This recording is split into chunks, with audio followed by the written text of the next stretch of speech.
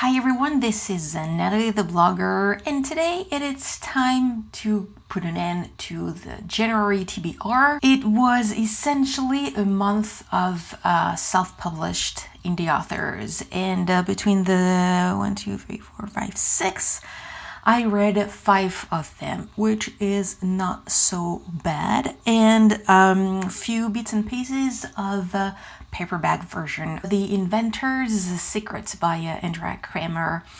Fantasy, young adult fantasy world, 1886, in what is called today America, or I should say North America, but it's not the case in here.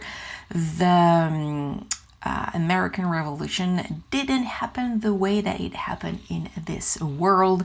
And Britannia, I think that's how they are calling the British Empire. So the Empire of Britannia ruled pretty much everywhere, but the stories stay in America, and parts of the country has been given to the French, the Spain. Canada has been given to what they are calling the natives, which will be today First Nations, and we are following a group of teens. So like I said, it's a young adult, and specifically the main character, Charlotte. She is with many other kids into the catacombs, what they are calling the catacombs. It's so far a safe place for all the children's parents who are fighting into the resistance against the empire. So they are hiding until they are 18 years old and they can join the war. So pretty much at the beginning of the book, she is saving a young boy, which will be called Grave. And she's bringing him back to the catacombs, and there's something weird and strange about that boy, and they are gonna decide to bring him to New York, which will be a floating city, to try to get some answers. The writing was okay, but slightly too heavy for me. This fantasy world is interesting. It's not a favorite. I give it 3 stars. My favorite, Colony 3 Mars, the 3rd installment into the Colony Mars series of Gerald M. Kilby. Following what happened, obviously, after Colony 1st, Colony 2 Mars. Right now, we can say that Earth is the main and pretty much the only problem, but the only lethal problem for everyone or everything, every beings existing under the surface of Mars. It is kind again as the first one, something going fast pace. And I really did love it. I gave it 5 stars. Oh man, I really do love that series, and a really good job on that one. Then I did at the beginning of January the 2 different series of Black by Blake Pierce. The first installment was Once Gone. This is the kind of stories that you have always a serial killer. It's so far always towards women. The second series with Mackenzie White, called Before He Kills. Serial killer against women. Whew, that was a long shot. Everything else that I can tell you will be into the special insider. Well, it's not really an insider that I did for those 2 different installments, because I am asking you to pick up one of the 2 different series, a second installment that I'm gonna read. Even if it's definitely not a favorite of mine, I said I gave it 3 stars because it was a pretty good job at writing the things. A Lady Out of Time by Caroline Hansen. This is an indie author. Small one, short one. I think this is the first of duology. And it is kind of back in time, travel back in time. The whole thing, I give it 3 stars. We are, I think, in some future here on Earth. I don't remember, but I mean, it's way far into the future. We don't have much of an explanation of what kind of world it looks like, despite the fact that, if I understood well, the Nazis won the war. The Americans are sending back in time soldier, a woman, who has been modified, put her kind of a X-Men way, kind of a superpower way. So because the machine that they have built to send back in time, well, pretty much everyone died. They cannot survive the process of it. And thanks to her transformation, she can survive. So that's why she has been picked up to go back. So they are sending her in England. And her mission is to find a specific blueprint of an invention of a weapon which gonna help them to win the war somehow. At that point, I was, yes, at least 4, if it's not 5 stars. Sadly, there are really some stuff that really didn't end up for me. The main one is that she has improvements into her body. She can resist really low frozen temperatures, and she is really strong, and some things like this. But choice of the author, when she is sent back in time, it seems that her improvement doesn't really work, and she become that,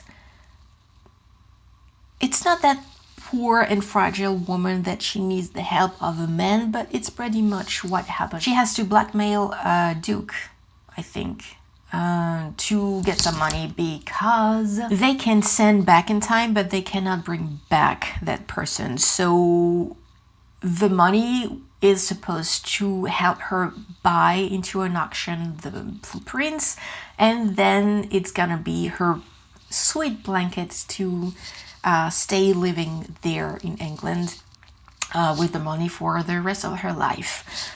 So like I said, that Duke, or that man, obviously super handsome, she's gonna need him every time, pretty much for everything. What a surprise. It smelled very much like a romance. It wasn't too much of the top romance for me, because I said that I am not a big fan of the nowadays romance. Don't sell that the character is so strong and powerful and that she can do everything by herself, and it ends up that she can't do pretty much nothing by herself, and it's always the man behind. It's like, keep calm, keep calm.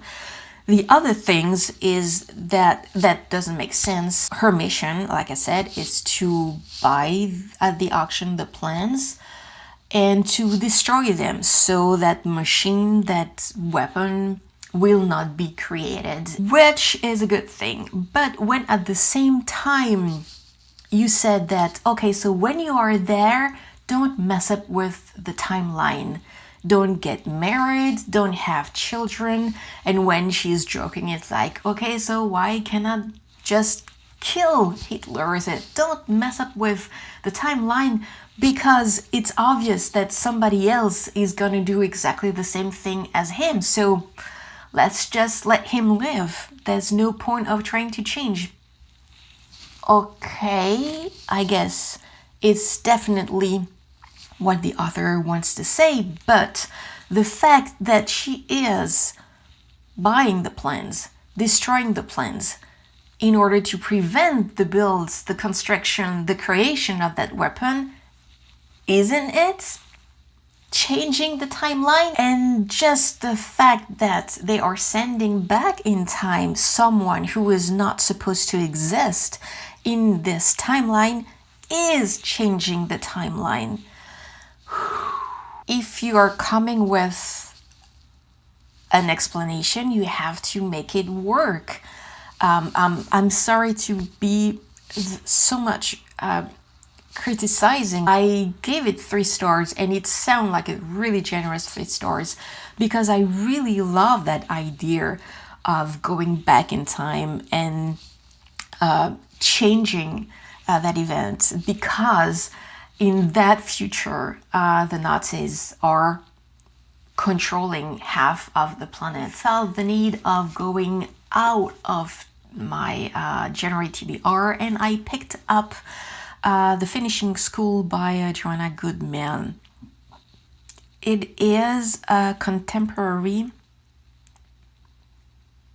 mystery, that's how I can say it, but young adult at the same time, because we have 2 different time periods.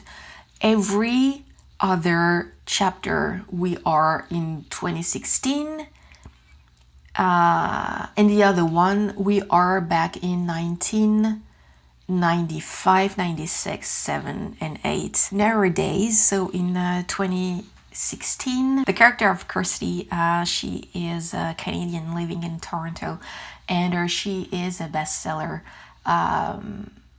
writer. She was sent overboard in Switzerland when she was young, and so back there she made different friends, and the death of one of her friends back there, schoolmates, happened and changed a lot. So when she's receiving a letter from one of her schoolmates nowadays, she thinks it's just probably more a murder, and so that's part of the mystery. Kirsty is gonna do some kind of an investigation at asking question into the different schoolmates nowadays. The other time period, so sorry, the 1995, 6, whatever. So we are obviously back in time in that school in Switzerland, and we see what happened during all these years, the friendship between all of these girls, and especially the mental state of Christina, the friend who jumped out the balcony, who maybe got pushed, we don't know. I give it 3.5 stars. It's really probably not going to be an issue or something bothering for many others. The nowadays and the following thing around, so the contemporary thing around Kirsty, the main character telling the story, is that she's trying to get pregnant and she just cannot get any baby. So she is struggling in her couple with her husband and the expectations of her family, and are trying to find a way still to get a baby and blah, blah, blah. So it's just that aspect, just because it is not an interest for me. It was heavy and it didn't help with the story. But like I said, it's really a personal thing. It's really more at the very end that we are really into an investigation mode. The last one is a sci-fi with The Mission 1 by Samuel Best. And